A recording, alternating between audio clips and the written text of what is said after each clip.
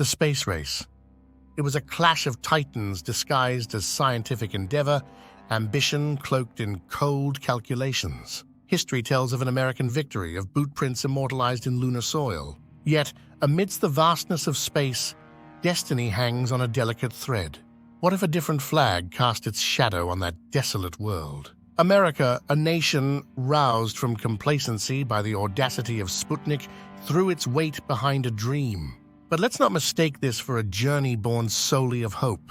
Fear was the fuel, the Soviets' early triumphs a constant thorn in the side of a superpower. They weren't idle spectators, the Soviets. They had their own cosmic aspirations, fueled by a system that thrived on relentless progress.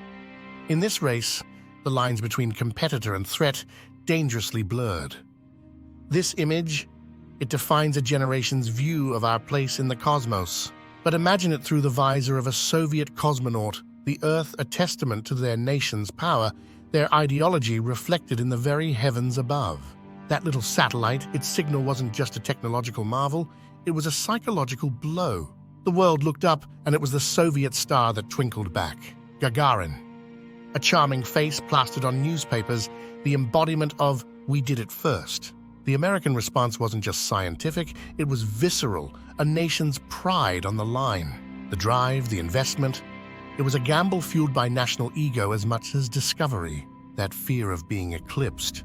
A forever being second best is where the cracks of possibility begin to form in our story.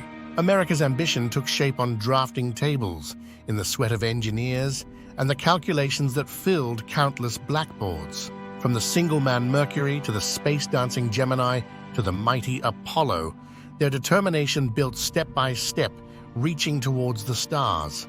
Leading this charge, a man with a past as complex as the rockets themselves. Von Braun, once creating weapons of war, now aimed his genius skyward.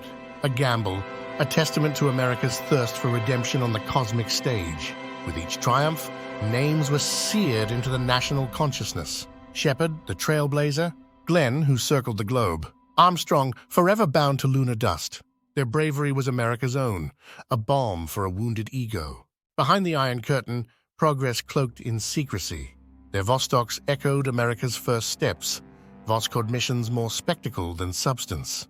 They played a dangerous game, pushing the limits for the sake of appearances. Their ambitions were matched by hidden failures. Theirs was a lunar rocket born too soon. The mighty N1 collapsing in fire, a stark reminder that space conquers those who rush without caution. They were driven by the brilliance of men like Korolev, the puppet master whose dreams exceeded even his nation's vast resources. Yet, with his passing, the grand vision floundered. Their focus split. The space race was fueled by information gleaned in darkness. Spies, intercepted transmissions, and half-truths whispered across borders, each scrap of knowledge a potential edge. The price of this cosmic struggle was paid by more than just astronauts and scientists. Economies strained, resources diverted, progress on Earth stalled for the sake of prestige amongst the stars. The whispers of Soviet inferiority are suddenly silenced. News broadcasts worldwide would carry images of a triumphant N1, proof of unexpected capability. Fear would twist within the halls of NASA. Were they about to be eclipsed, mere weeks from their own attempt? And how might this embolden the USSR, not just in space, but in every sphere of their rivalry with the West? This is the sound that would change everything. Not the measured words of an American astronaut, but the triumphant declaration of ambition fulfilled under the sickle and hammer. The world looks up, and it's their flag silhouetted against the unforgiving blackness of space. America reels, a blow to their pride, to the very bedrock of how they'd envisioned their century. Doubt seeps in, not just about space, but about their ability to lead, to always best their rivals. Was Apollo still possible? Was it worth the cost, the risk, if the ultimate prize had already been claimed? They were a people who thrived on frontiers, built upon the backs of pioneers. This defeat could light a fire, or force a retreat. Apollo 11's fate hangs in the balance, while in darkened offices, whispers of destinations never spoken aloud take hold. Generations grow up not under the aura of a stars and stripes lunar conquest, but in the shadow of a Soviet one. Textbooks would be rewritten, firsts attributed elsewhere. Space isn't the realm of hopeful dreamers. It's a geopolitical chessboard where a superpower made a bold, unanswered move. The moon wouldn't simply be a badge of honor, it'd be a source of resources, a staging ground for further exploration.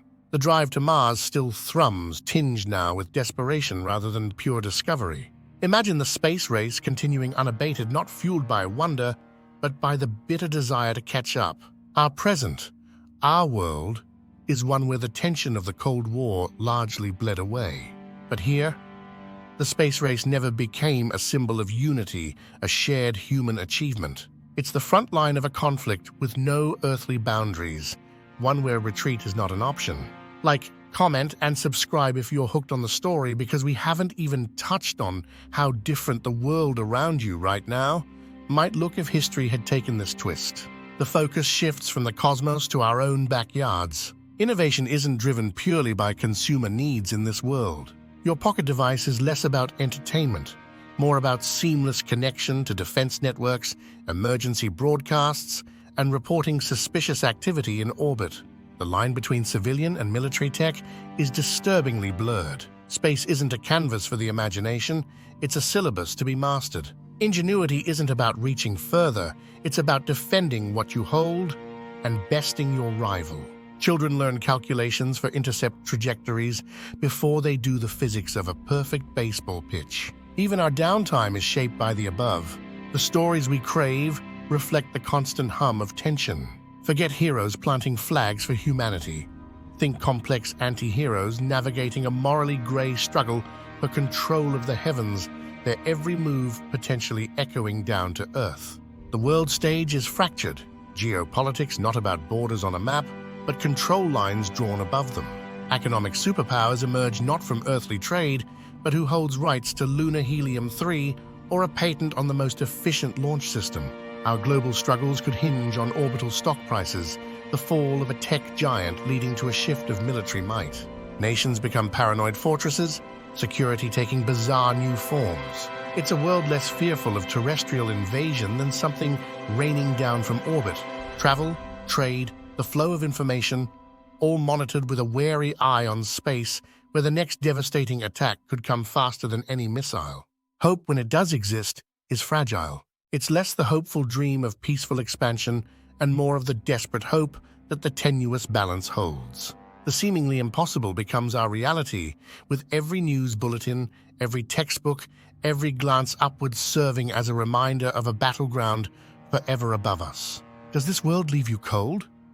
Is there a spark you miss, the shared human drive to explore?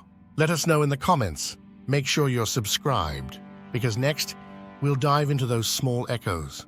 How our jobs, our relationships, even the food we eat might be tainted by the shadow of that Soviet flag silhouetted against the stars. Your career isn't dictated by your dreams, but by a nation's paranoia. Sarah isn't building vehicles meant to explore, but shields meant to survive. That brilliance, once channeled towards the unknown, is now focused on calculating probabilities of an attack from above. The weight of history hangs heavy over this meal. There are no parades for space heroes, just sullen goodbyes at recruitment centers. Your brother, your son, he may come back a changed man, if he comes back at all. Victory is no longer about footprints, but about survival amongst the stars. Every bite has a political taste. Is this coffee smuggled from a South American consortium under the thumb of some lunar mining corporation? Did supporting this cereal brand mean voting with your dollars for a company with questionable claims in the asteroid belt? Hunger here isn't tied solely to earthly resources, but supply chains controlled in corporate boardrooms that double as war rooms. Romance blossoms in the gaps of anxiety, snatched moments of joy tinged with the knowledge that their world is precariously balanced. Every satellite that streaks overhead might be one nation's surveillance, another's potential weapon. Even love carries the echo of battle lines drawn across the cosmos. That fundamental human desire for peace, for a better future, hasn't vanished, but it's a countercurrent against the tide. Every voice shouting here risks being labeled unpatriotic, a traitor for wanting cooperation over conquest. Dissent has the tinge of despair of a fight against forces already entrenched far beyond our atmosphere. We've only scratched the surface. How else might life be different? Could fashion trends mimic hardened spacesuits? Would every child be versed in orbital mechanics? Share your thoughts in the comments below. And if these echoes make you yearn for the optimism of what might have been, hit that like button, subscribe, and let's spread the word about the importance of space exploration.